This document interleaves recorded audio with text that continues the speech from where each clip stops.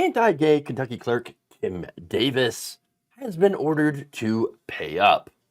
Now, back in 2015, Davis made international headlines after denying a same-sex couple a marriage license, even after the Supreme Court ruled that the government, cannot discriminate against them.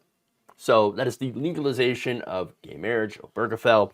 Now, Davis did not take kindly to that. She described herself as a soldier of Christ and fought against it and lost.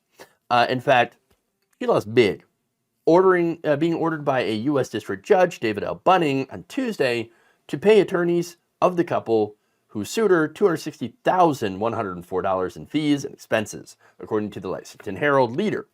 Now, she was previously ordered to pay the couple, David Ermold and David Moore, a total of $100,000 in damages. So now, this is over $360,000. Wow. Now, she was ordered to pay that back in March of 2022. Now, Bunning found that Davis had violated the couple's constitutional rights, 14th Amendment, equal treatment under the law. Judge Bunning wrote in 2022, the question is simple. Did Davis knowingly violate the law? The answer here is a clear yes. Well, there you go. Ultimately, this court's determination is simple. Davis cannot use her own constitutional rights as a shield to violate the constitutional rights of others while performing her duties as an elected official. Yeah, she was a government employee. Government says, hey, you need to do your job and issue marriage licenses. That's literally part of your job.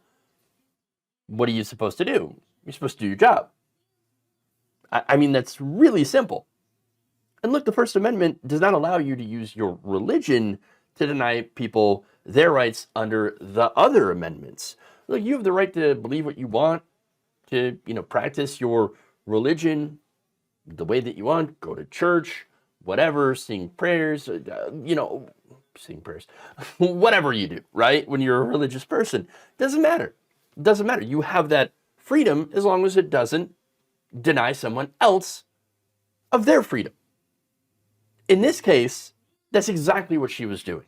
She was denying this couple their freedom under the law to be able to enjoy the rights and privileges of marriage under the state. Now, this is not a religious ceremony, and I think that's the big problem here, right? That conservatives have said, well, marriage itself is an institution that is purely religious. No, there's a religious ceremony, yes, in the church, but there's also the legal documentation.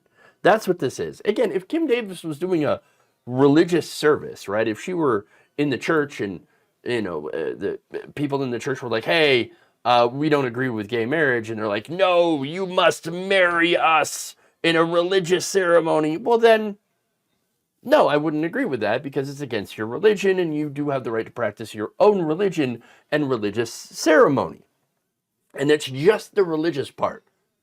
They would still have to, again, if you are someone who can sign those government documents, then you would still have to sign it, but you wouldn't have to do the religious portion of the service, right? That said, she's not part of that. She is a government clerk issuing a legal document. That's what a marriage license is. It's a legal document. It's not a religious document, okay? Very, very clear. So regardless, and that means regardless of how a government worker personally feels about gay marriage or straight marriage, can you imagine someone who is, same-sex couple or same-sex, who's a gay person saying, you know what? I am not going to approve your marriage because I don't personally approve of straight marriage. I'd go over like a lead balloon. There'd be a lot of very angry people here, right? Because you can't discriminate based on your own personal feelings or personal deeply held religious beliefs, right? You can't do that. You can practice that in your personal life, but you cannot practice that when you're doing a government job, handling official government paperwork, okay? That's the separation of church and state. That applies here. And so if she doesn't like it, then she would have the freedom to go and find a new job where she doesn't have to violate her own deeply held religious beliefs on marriage. She didn't do that. She decided to try to become a, you know, conservative folk hero and to try to revel in them grifter bucks. And what happened? She lost, and she lost big time. First, with her re-election race in 2018, she doesn't have her political career anymore, not a government servant anymore, and now, well, now she has to pay big time for refusing to do the very basic minimum, which is to respect other people's constitutional rights. Hers do not trump anyone else's rights. We're all supposed to be treated equally under the law. So, moral of this story is play stupid games, win stupid prizes.